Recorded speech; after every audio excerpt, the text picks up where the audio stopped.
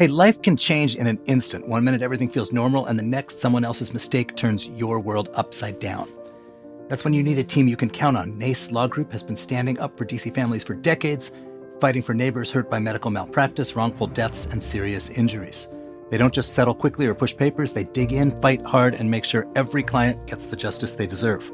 And here's something we love. They're a longtime supporter of CityCast because just like us, they care about this community and the people who call it home. So if you've been hurt or someone you care about has, pick up the phone, call NACE Law Group. They'll stand with you, fight for your family, and make sure your rights are protected. Visit WashingtonDCInjuryLawyers.com. That's WashingtonDCInjuryLawyers.com. And from United Healthcare, with a network of over 120 hospitals and nearly 40,000 physicians across the DC region, United Healthcare is proud to provide the care you need when you need it. That's why United Healthcare has been working to make the healthcare system work better for you, making your care more coordinated, more personal, and easier to access. At United Healthcare, your care is non-negotiable. Learn more at uhc.com/Hopkins/FAQs.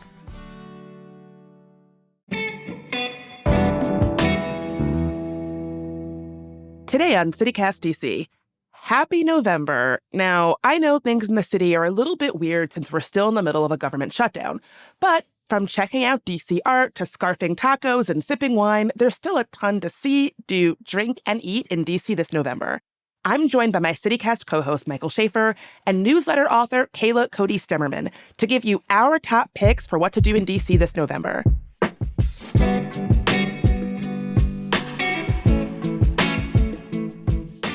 It's Monday, November 3rd. I'm Bridget Todd, and here's what DC is talking about.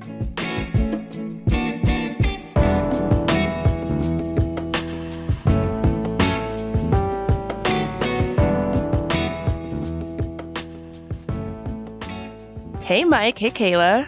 Good morning. Hey, Bridget. How is November going for you all so far?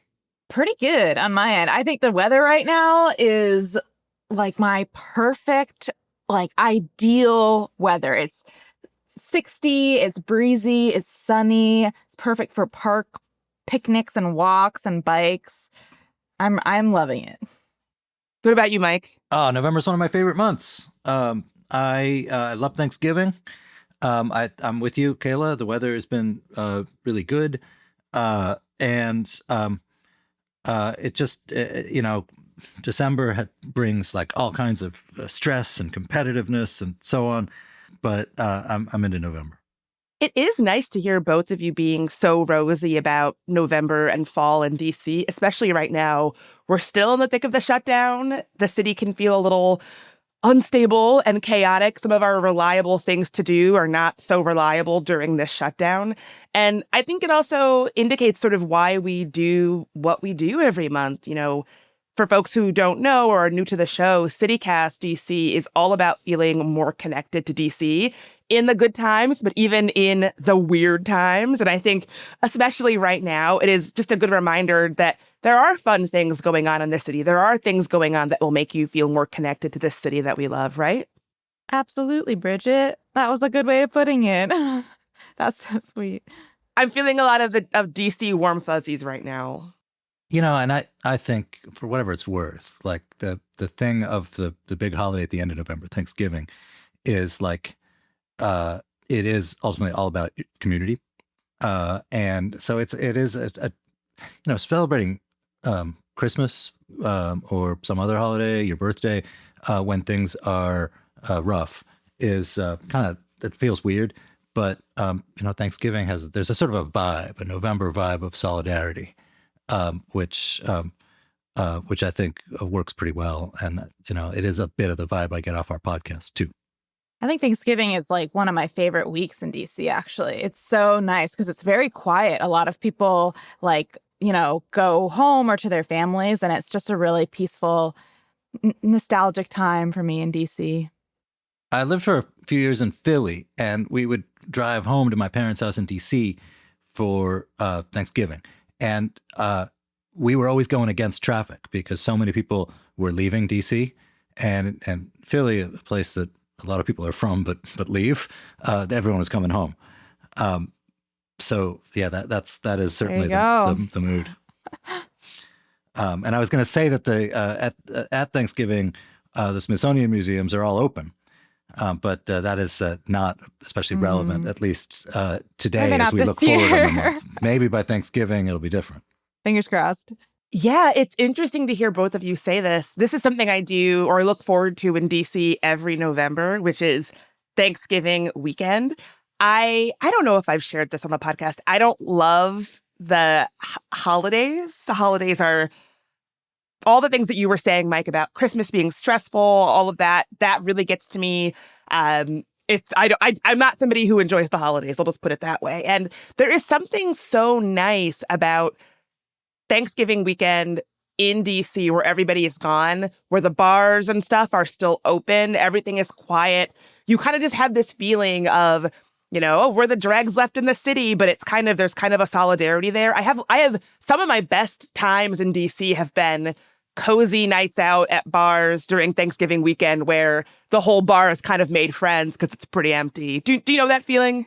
Absolutely. It feels to me like you're on campus during Christmas break or something, and it's like the whole campus is your castle kind of feeling. The holdovers. Yeah, it is like that. It's like that cozy feeling, though, Well, I mean, one of my theories of DC, or at least of like young DC, so much of young DC is people who moved here after college for jobs somewhere in the federal, orbit.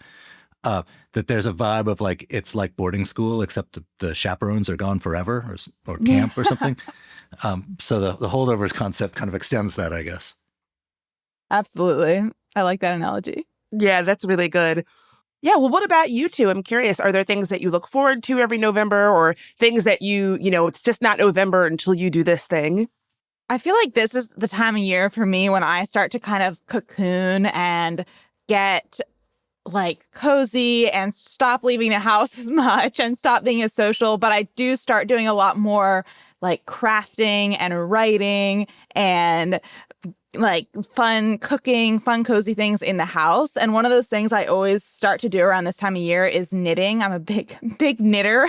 For those of you who don't know, if you ever see me wearing a sweater, I probably made it, unless it's really, really good, in which case I probably didn't.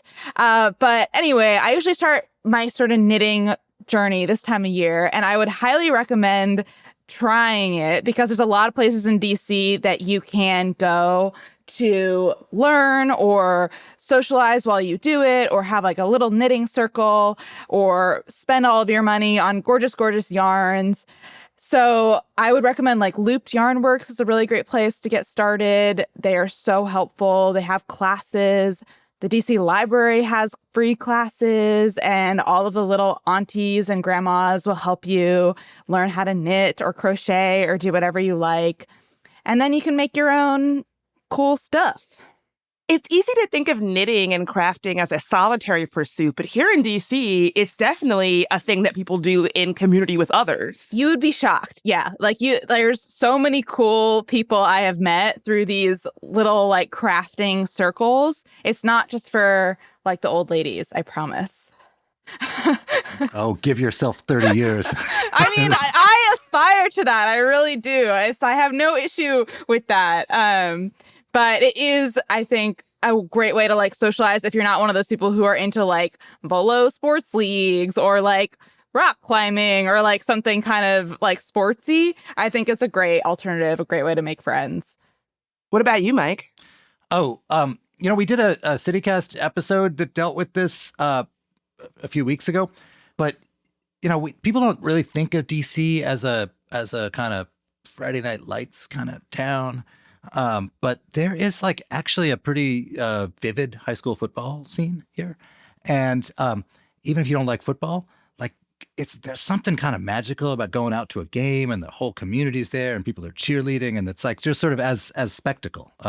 I can't, I'm not good enough at this to speak to the quality of the actual athletics you're going to be seeing. But there is a thing called the Turkey Bowl. It is the local high school football championship game. Happens every November. Guess what day it happens? That is it's sort of it's a really like hometown Washington spectacle, and particularly if you are in that group of people who migrated here It is a place where you see neighbors that you didn't know you had. As somebody who did not grow up going to a sports high school and has never me. been to a high school football game ever, this actually sounds really fun. Maybe it's the romantic idea of being in a Friday Night's Light situation, but it's calling to me. Kayla, you've never been to one high school? Never been to Or one. have you been to- My high school didn't even have a football team, Bridget. Yeah, mine neither. And if it had, I'm sure I would have looked down on the people who went to games because I was like that kind of jerk of a kid. But It's funny that, Mike, that you would have been too good for it when you were in high school, but now here you are an adult and you're like, oh, it's really fun. I really enjoy it. I mean, it's like, I don't know, it's like spectacle, right? And I think for a lot of people, and I grew up here. I don't associate Washington with like things that are like sort of traditional American folk culture events, like marching bands and high school football and weenie roasts and stuff. And but of course, it happens all around you. It's just you got to go look for it. I was going to ask, how are the marching bands? Are there bands that perform? DC, a lot of high schools in DC do have marching bands. Again, I'm no marching bandist, so I can't speak to whether they're good or whether they're totally sucky marching bands. But it's kind of fun to watch all the same. Well, this sounds like something that I would like to check out. Unlike both of you who were too cool for school, I had a lot of good memories going to football games. I also didn't have a football team at my school because I went to an all-girls school, but somehow I still found my way to football games in high school, even though I was the kind of snobby, elitist young person who probably should have been looking down on it, but I still wanted to have a good time. I wasn't too good for that. Wow. Good for you, Bridget. Very brave.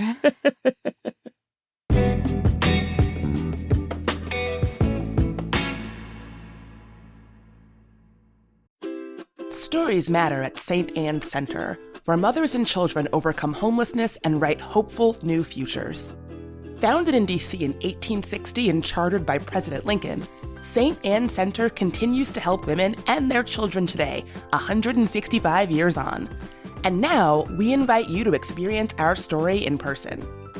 Join us for the film In Her Words on November 4th, which will also include a panel discussion on motherhood, homelessness, and hope. The film highlights 4 young women currently progressing through St. Anne's. Hear their stories in their words. This free event takes place this Tuesday from 7 to 9 p.m. at the gorgeous Nolan Center for Performing Arts at Georgetown Visitation Preparatory School. Come for the powerful storytelling, stay for the social impact networking reception with your neighbors and fellow changemakers. This event is free, but you must RSVP at stanns.org. And from United Healthcare. At United Healthcare, your access to care is non-negotiable.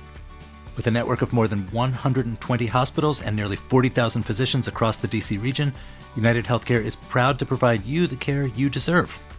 With open enrollment season here, you can trust that United Healthcare is working to ensure you can access the care you need, when you need, where you need it. Learn more about United Healthcare's commitment to patients at uhc.com/hopkins/FAQs. And from United Healthcare. At United Healthcare, your access to care is non-negotiable. With a network of more than 120 hospitals and nearly 40,000 physicians across the DC region, United Healthcare is proud to provide you the care you deserve. With open enrollment season here, you can trust that United Healthcare is working to ensure that you can access the care you need, when you need, where you need it. Learn more about United Healthcare's commitment to patients at uhc.com/hopkins/FAQs.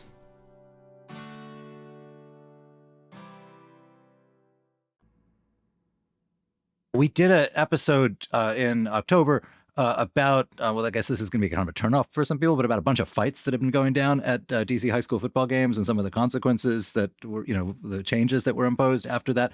But our guest basically gave a lot of good tips about where to see, where to see spectacle, not fight spectacle, but like watch from the crowd spectacle.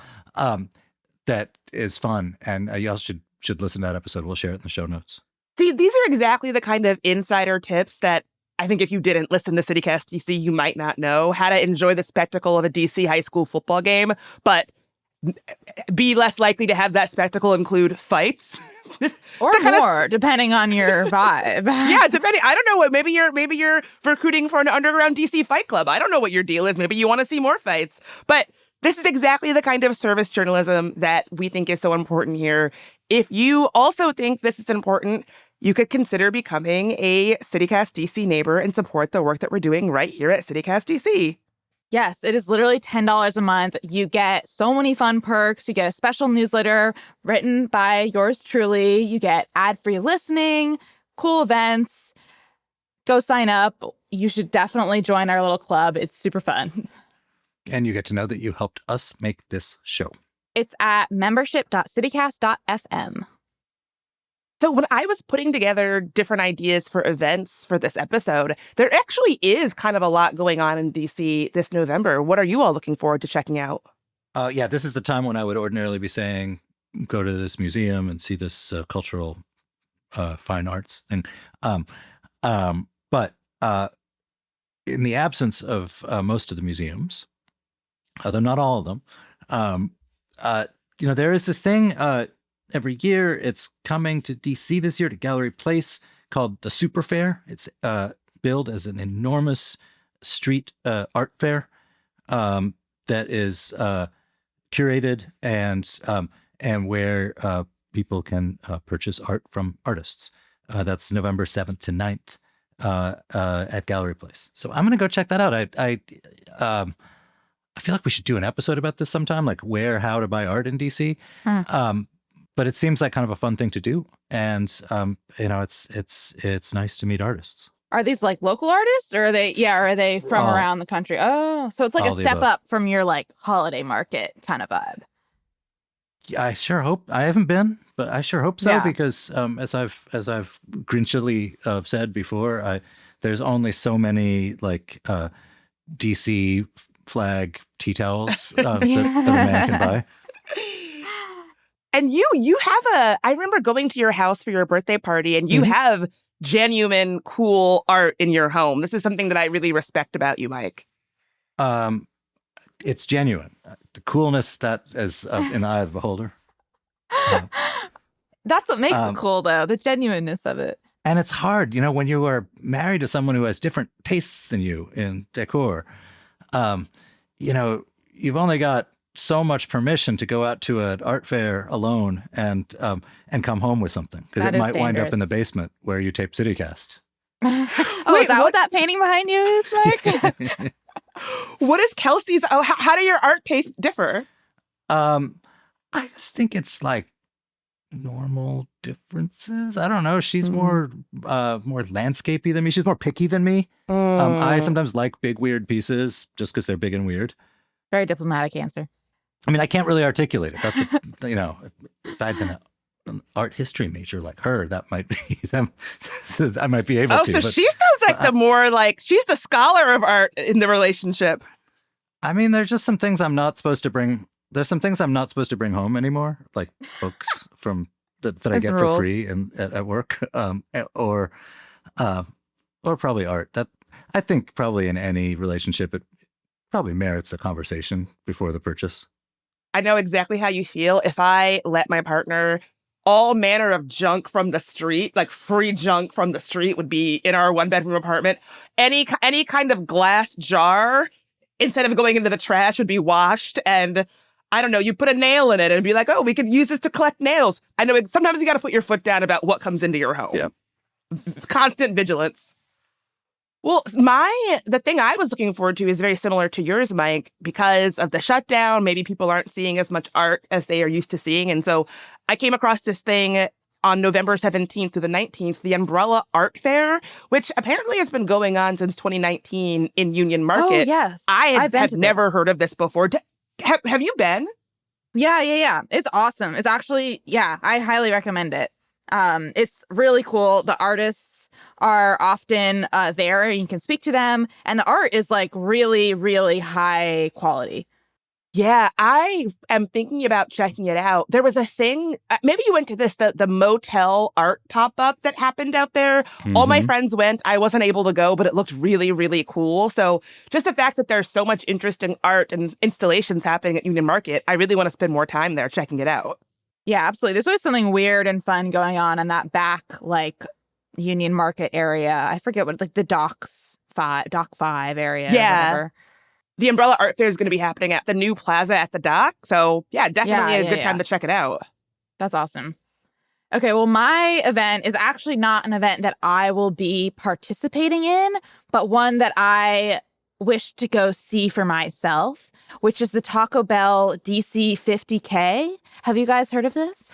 I was just having dinner at Little Coco's, and my pal who works there was telling me about this, and basically we all decided that if we participated in this, we would vomit. So we would, yes. Okay, so if you don't know, it's a 50K race. Already horrible. And then throughout the span of the race, you have to stop at 9 Taco Bell stops across Arlington and DC. And at each stop, you have to eat one menu item. And those menu items have to include at least one Crunchwrap Supreme and one Chalupa Supreme.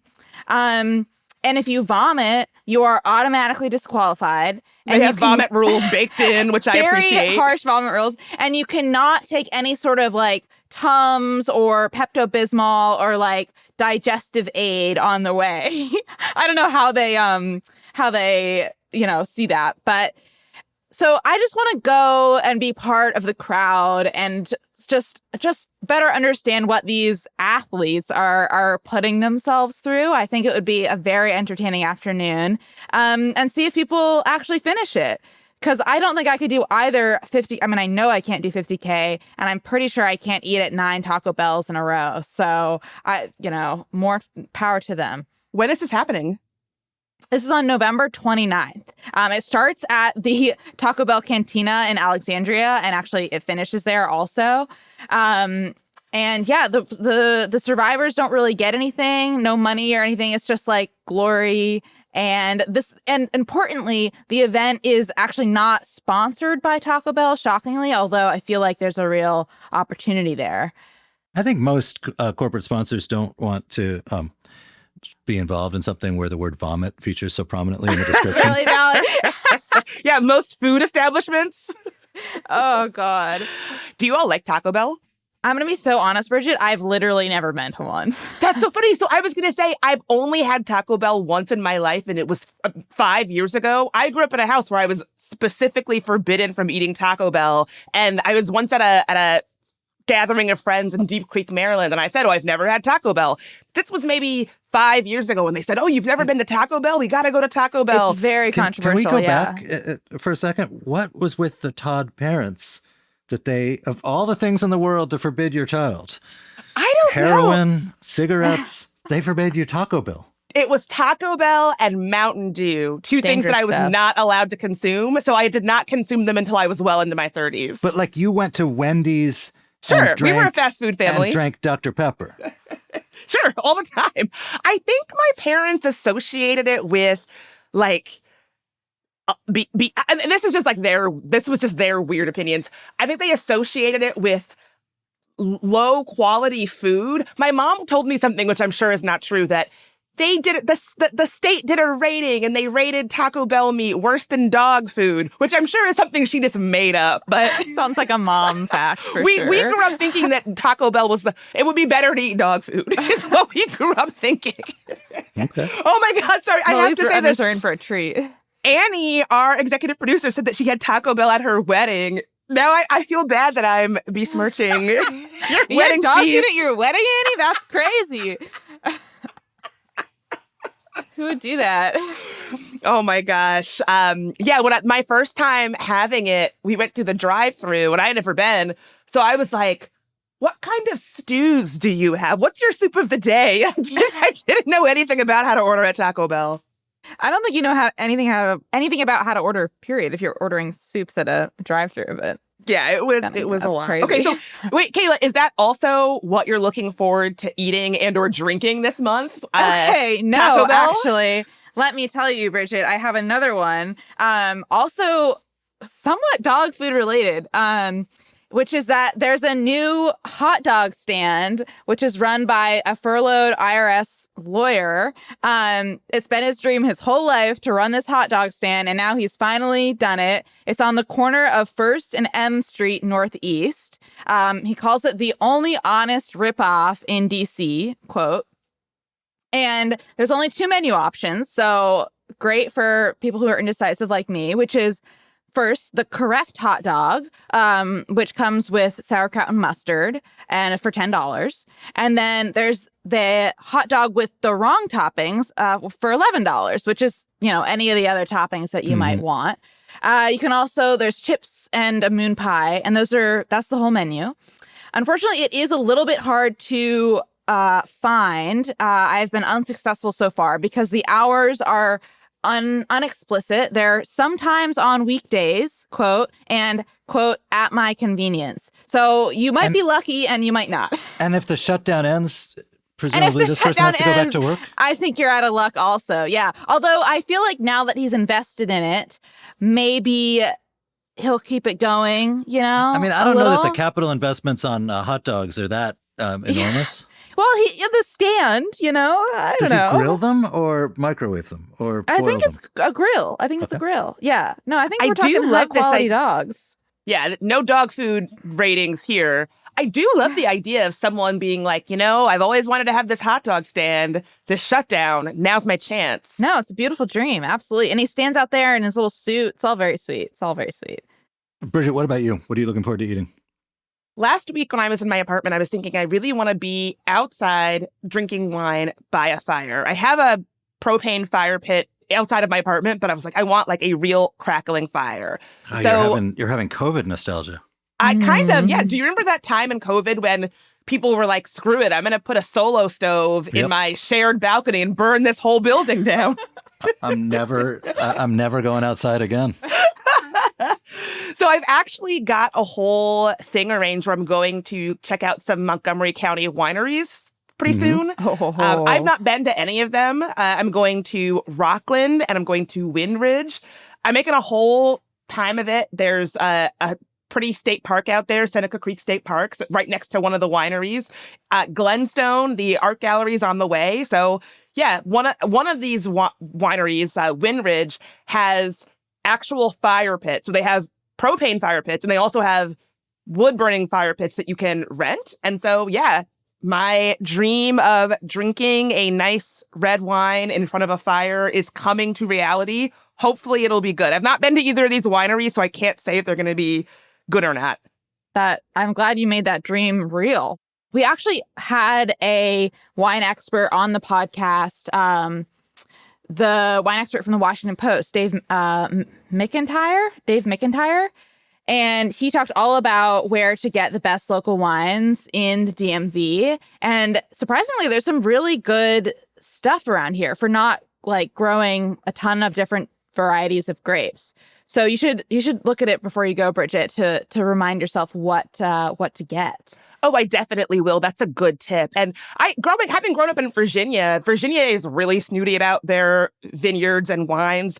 There was a slogan when I was growing up, make mine Virginia wine. And I think that Virginia can sort of look down on some of the other nearby states. I was in West Virginia recently and I asked the person I was staying with, are there any nice wineries in the area? And he said, only in Virginia, not in West Virginia. So I specifically want to check out nearby Maryland wineries to see what they have to offer. All right. Well, Kayla, if you decide to do the Taco Bell challenge, we'll see you when you get out of urgent care for your indigestion. Yeah. And Mike, when you start recruiting for your DC high school fight club, we'll see you in prison. You know it. Thanks for being here. Happy November. Bye-bye, y'all. Thanks, Bridget.